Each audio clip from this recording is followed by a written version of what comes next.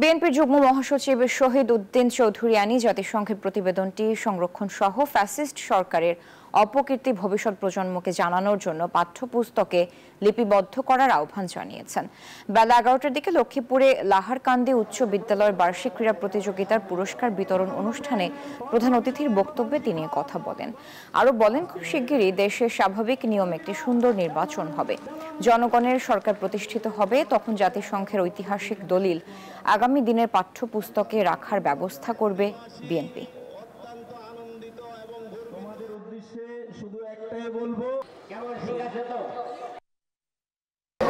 এই যে এখন জাতিসংঘ যে সিদ্ধান্তগুলো দিয়েছে, এটা একটা দালিলিক প্রমাণ। যে প্রতিবেদনটা দিয়েছে এটা দালিলিক প্রমাণ, এটা ঐতিহাসিক।